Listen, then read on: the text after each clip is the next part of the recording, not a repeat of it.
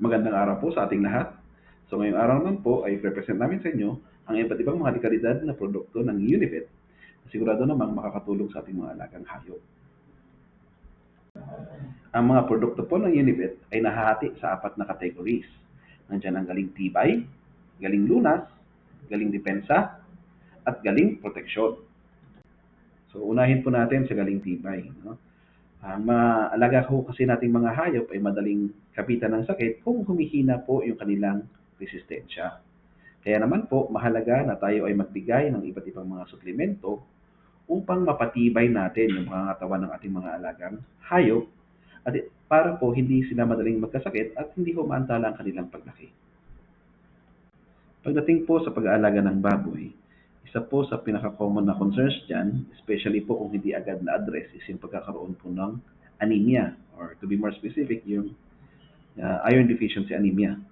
Ako, since ang mga piglets ay mabilis lumaki, yung nakukuha po nilang iron dun sa gatas ng inahin ay kadalasang kulang, no? So, pagka nagkaroon po kasi ng anemia yung ating mga biik, maaari po silang manghina at mabansot.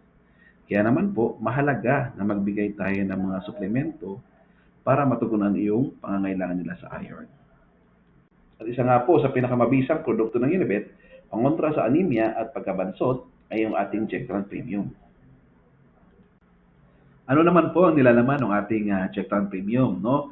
So, ang ating Checkran Premium ay merong 10% na iron dextran. Ibig sabihin, kada 1 ml ng Checkran Premium, meron po itong 100 milligrams ng mataas na kalidad ng iron na siya naman po ay mas madaling ma-absorb ng katawan ng mga big natin at magamit ng kanilang katawan, no?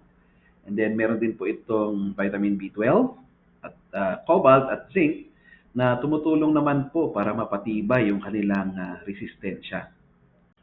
Para nga po maiwasan natin ang anemia sa ating mga biik, maganda po na magturok tayo ng 1 ml ng Checkran Premium sa day 3 and then uulitin po natin ito pagdating ng day 14. No? So 1 ml po ulit. Kung yung ating mga alagang baboy naman po ay namumutla na at nagkaroon na ng anemia, ang treatment dosage po natin dyan is 1 ml ng Checkran Premium kada 10 kilong timbang, no? Or 10 kilogram body weight. Yung mga alaga nating baboy ay nai-stress din, no? So once po kasi na na-stress yung ating mga alagang baboy, humihina yung kanilang performance, no? So ano po ba yung ibang klase ng stress na maaaring tumama sa ating mga alagang baboy? Una, nandyan yung pagbabakuna, pagkakapon, at pagkakawalay, no? So itong mga stressful periods na to ay maaari, no, na magpahina ng resistensya ng ating mga alagang baboy. Kaya naman, mas madali silang kapitan ng sakit.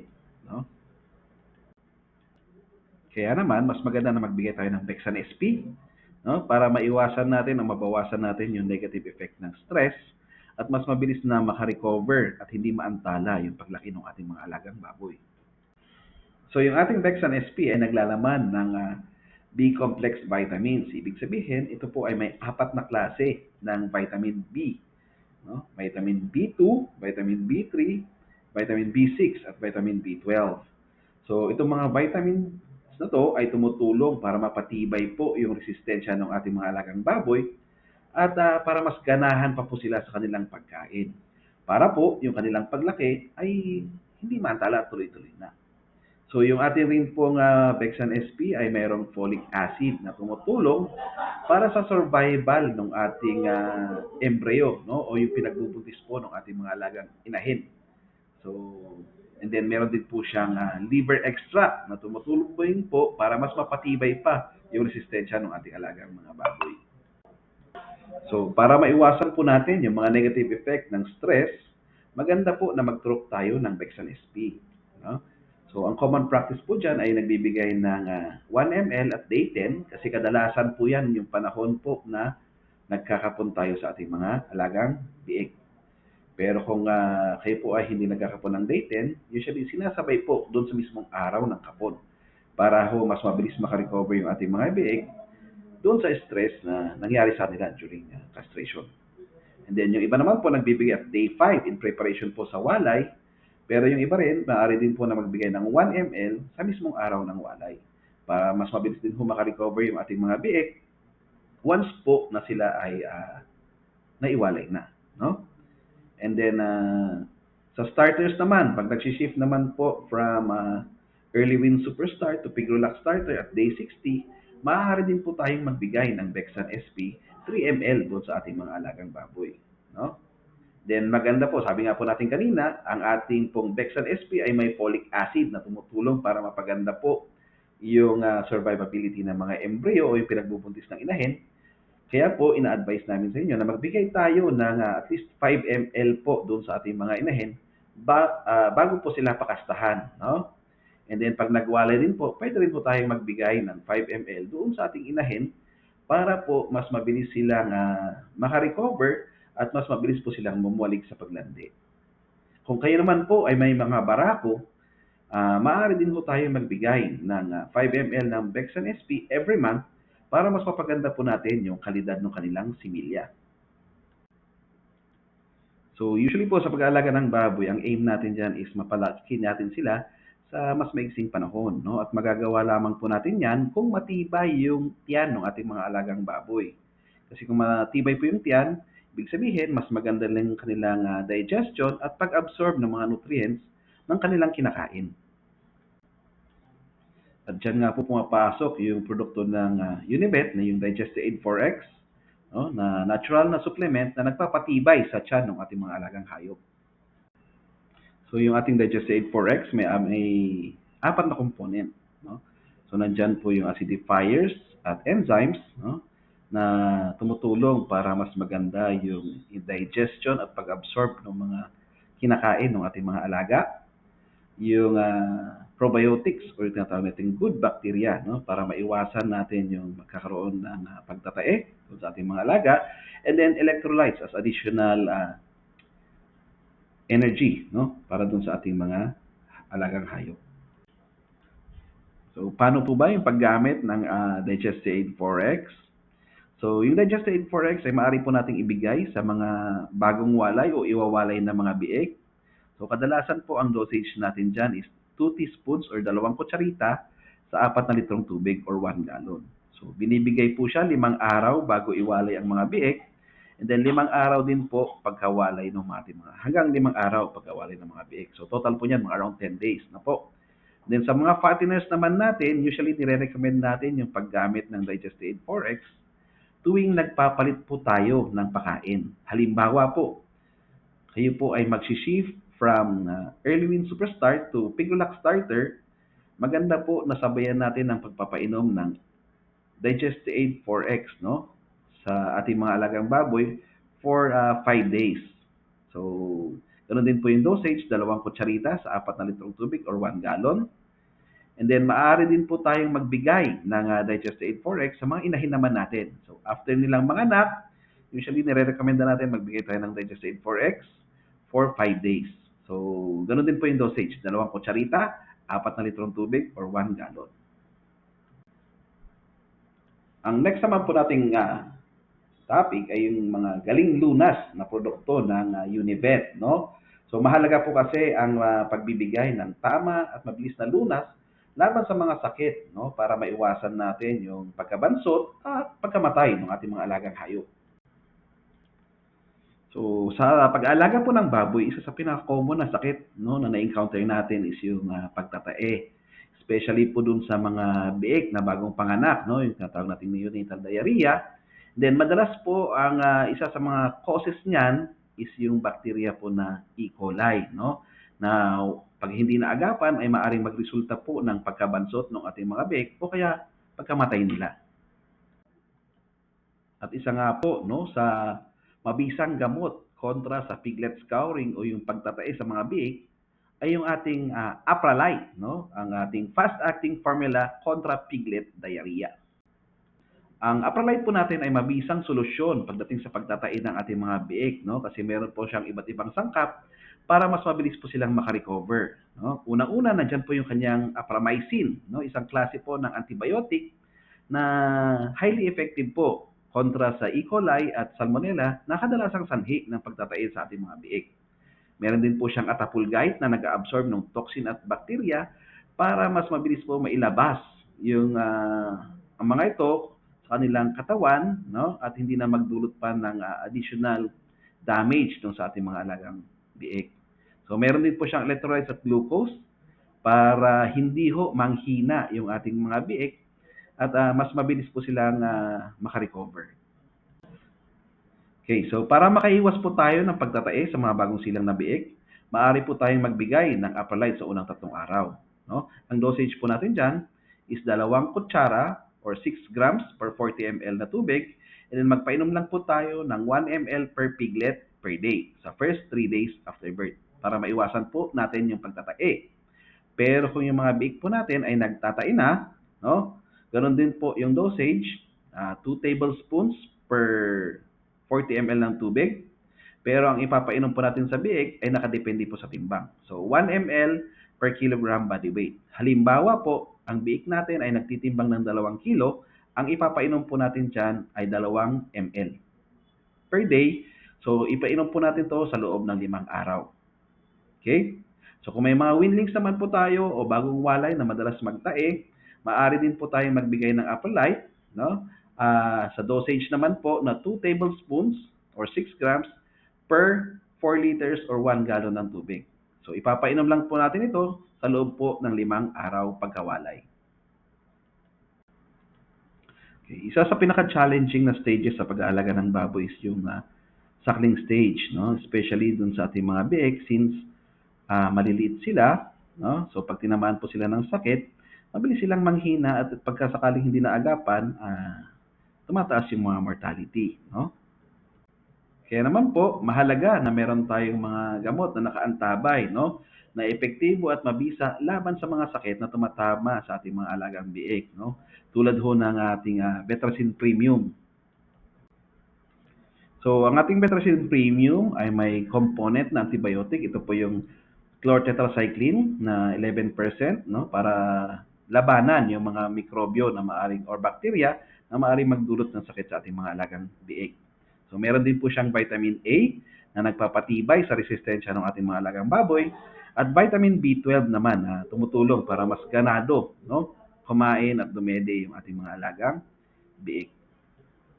Ang ating Betracin Premium ay maaari pong ipainom sa ating mga alagang biik mula edad na 7 to 21 days, no? Sa dosage po na 2 kutsarita or 2 teaspoons kada 4 na litrong tubig. So siguraduhin lang po natin na once na nagsimula tayong magpainom ng Betracin Premium, ay dire-diretso po tayong ibigay at tapusin po natin yung 7 araw na medication period. So pagdating po sa mga fatteners, madalas po itong mga nakikitaan ng 2 klaseng sakit, no? Yung swine enzootic pneumonia at saka po yung ilitis, no? Na pareho po na ang sanhi ay mga bakterya sa paligid. Okay? So once po kasi na tinamaan yung ating mga alagang baboy ng swine enzootic pneumonia or yung ilitis, maaari po itong magdulot ng pagkabansot, no? Or worst case scenario, maaari po itong mag-cause ng pagkamatay ng ating mga alaga. Ang isa hong mabisang gamot, no, laban sa swine enzootic pneumonia at ilitis, no, ay yung ating Betracin Gold. Okay?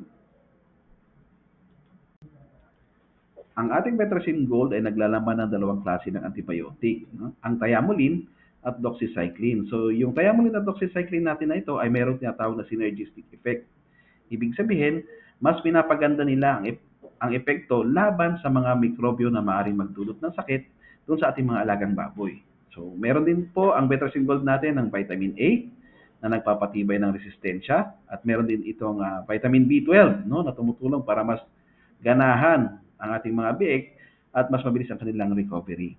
So, si Betracin Gold din po ay merong probiotics, no, na tumutulong para mapaganda yung environment ng tiyan ng ating alagang baboy at mapara labanan din po yung mga bad bacteria na tumatama sa tiyan ng ating mga alagang baboy. So, paano po natin gagamitin yung Betracin Gold? So, magtimpla lang po tayo ng 2 kutsarita or 6 grams, no, sa 4 liters or 1 galon ng tubig at ipainom po natin sa mga baboy na may sakit sa loob po ng 7 araw. Okay? So, yung Betracin Gold ay maaari din po natin gamitin, no, para makaiwas tayo ng sakit doon sa ating mga fatteners, no? Or as preventive or prophylactic medication through yung tinatawag nating pulse medication program. So yung pulse medication program po ay ang pagbibigay ng Betracin Gold, no? Ng 7 days o isang linggo mula pag nagpapalit po tayo ng feeds. Okay? Halimbawa, nagpalit po tayo from Early Win Immunobooster to Early Win Superstart, sasabayan po natin ang pagpapainom ng Betracin Gold sa loob po ng 7 araw, no?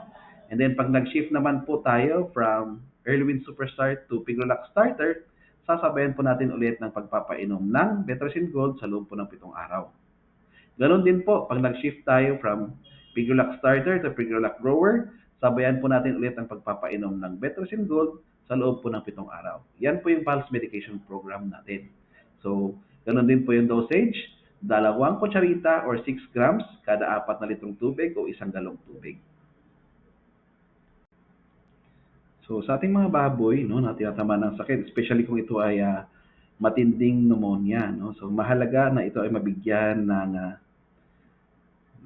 agarang lunas na highly effective at fast-acting tulad ng ating Betracin Ultima. So, ang ating Betracin Ultima ay highly effective pagdating sa matinding pneumonia, no? Kasi may dalawa itong klase ng antibiotic, yung ating Tylosin at doxycycline na pumupuksa sa mga bakterya na maaaring magdulot ng sakit sa ating mga alagang baboy. At meron din itong paracetamol na tumutulong para mapababa yung lagnat, no, ng ating baboy, and bromyxin, which is mucolytic, no, para mas maginhawa yung paghinga ng baboy natin na may pneumonia, and meron din siyang prednisolone, no. So yung prednisolone, ang ginagawa niyan ay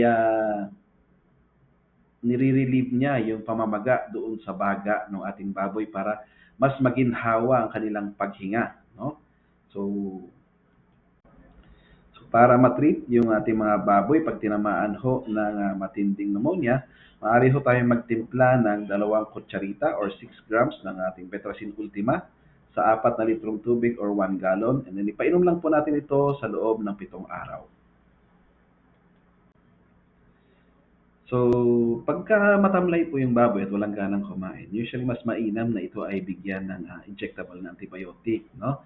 And since injectable antibiotic sila, mas mabilis din po yung response ng katawan ng baboy.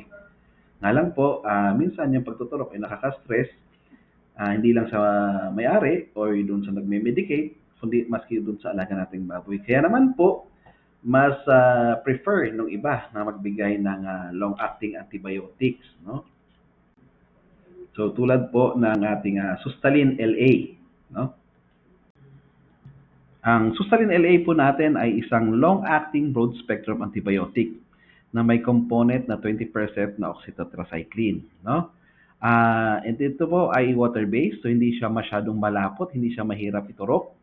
And then, hindi rin po ito nagko-cause ng irritation doon sa injection site, no? Dahil doon sa component niya na N-methyl polyvinyl. So yung ating Sustaline LA ay may dosage na 1 ml per 10 kg body weight.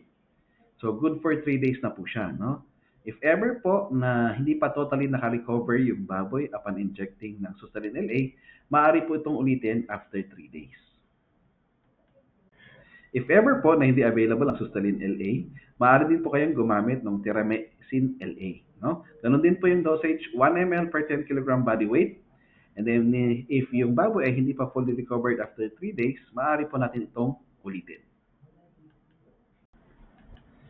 So pagdating naman sa mga baboy na tinatamaan ng matinding scouring, no, dapat gumamit tayo ng gamot na mabilis, mabisa at matipid. Tulad ng Bactarid ng Unibet na tumitibag ng matinding scouring sa presyong katiting. Ang Bactarid ay naglalaman ng 10% enrofloxacin na isang broad-spectrum antibiotic na hindi lang effective doon sa mga bakterya na nagdudulot ng matinding scouring, kundi effective din siya laban sa mga mikrobyo na tumatama o nagkukos ng swine enzootic pneumonia. Ang Bactarid ay matipid gamitin dahil sa dosage na 1 ml per 20 kg body weight. So So mag-inject lang tayo ng isang beses kada araw sa loob ng 3 araw. Isa sa mga kadalasang komplikasyon sa panganganak ng inahin ay yung paghirap ng paglabas ng mga biik, yung tinatawag nating dystocia, no? O yung pagkawala ng gatas ng ating inahin na maaaring magdulot ng masamang epekto doon sa ating mga inahin at sa ating mga biik. Sa mga ganitong pagkakataon, maaari tayong gumamit ng ating Genvet toxin. So ang ating Genvet toxin ay may component na oxytocin na tumutulong upang mag-contract yung uterus ng ating inahin o para umire yung ating inahin. No? Tumutulong din ito para maglabas ng gatas yung ating inahin. Kapag nahirapan po manganak yung ating mga inahin, ay maaari po tayong magbigay ng 1 to 2 ml ng Genvet toxin per head. Pero make sure po muna natin na kapain natin or dukutin natin yung puwerta ng inahin para masigurado natin na magkakasya yung biik sa kanilang sipit-sipitan. Ganon din po, no? Pag ang inahin natin ay walang gatas or mahina ang kanilang gatas, maaari din po tayong magbigay ng Genvet toxin sa dosage na 1 to 2 ml per head. So isa sa mga common na napapansin pagdating sa pag-aalaga ng baboy ay pagkakaroon ng pamamaga, no, na maaaring magdulot ng pamimilay or pagbagsak or pagbaba ng gatas ng ating inahin, no, yung pagkatawag nating mastitis na syempre nakakaepekto po ito doon sa kanilang nagiging performance. So in cases po na magkakaroon ng pamamaga sa ating mga alagang baboy, maaari po tayong magbigay ng supportive treatment, no, tulad ng Genvet Dexam. So ang component po ng ating Genvet Dexam ay dexamethasone. So ito po ay may anti-inflammatory properties, no? So tumutulong siya para maibsan yung pamamaga. And then meron din po siyang effect na pain reliever. So nakakabawas sa sakit. And meron din po siyang anti-stress properties. So para maibsan po ang pamamaga do sa ating mga alagang hayop, no? Magturok lang po tayo ng Genvet Dexam para sa mga baboy sa dosage na 1 ml per 20 kg body weight. No? So maaari din po natin gamitin ang Genvet Dexam sa mga small ruminants tulad ng tupa at kambing. Ang dosage naman po natin dyan ay 1 ml per 20 kg pa rin. No? Pero kung gagamitin natin sa kalabaw at baka, ang magiging dosage naman natin dyan is 1 ml per 40 kg body weight. And for poultry o yung mga manok, pwede tayong magbigay ng Genvet Dexam ng 1.1 ml per kilogram body weight. So isa sa mga common na na-observe pagdating sa mga baboy ay yung pagkakaroon ng lagnat, no? Maaring dahil sa infection or doon sa trauma. So kadalasan po kasi pag nilalagnat yung mga ating mga baboy, sila ay tumatamlay at walang ganang kumain. So maganda rin po na magbigay tayo ng supportive medication para mas ma-improve natin o mas ma-alleviate natin yung condition ng ating mga alagang baboy. Para sa ating mga baboy na may lagnat, maaari ho tayong magturok o magbigay ng Genvet Paracet. Ang ating Genvet Paracet ay naglalaman ng paracetamol, no, na mabisang gamot para maibsan yung lagnat at pananakit ng katawan ng ating mga alagang baboy. Kung may lagnat po yung ating mga alagang baboy, maaari po tayong magturok ng Genvet Paracet, no, sa dosage na 5 to 10 ml per head. So kadalasan po ginagamit din po ang Genvet Paracet o sa mga inahin na bagong panganak, no, para maibsan yung kanilang pananakit ng katawan at para po mas mabilis silang makarecover. Ang Genvet Paracet ay maaari din po natin ibigay sa mga small ruminants tulad ng tupa at kambing sa dosage naman po na 5 to 10 ml per head. So maaari din po natin itong gamitin sa large ruminants tulad ng baka at kalabaw. Ang dosage naman natin dyan ay 10 to 20 ml per head.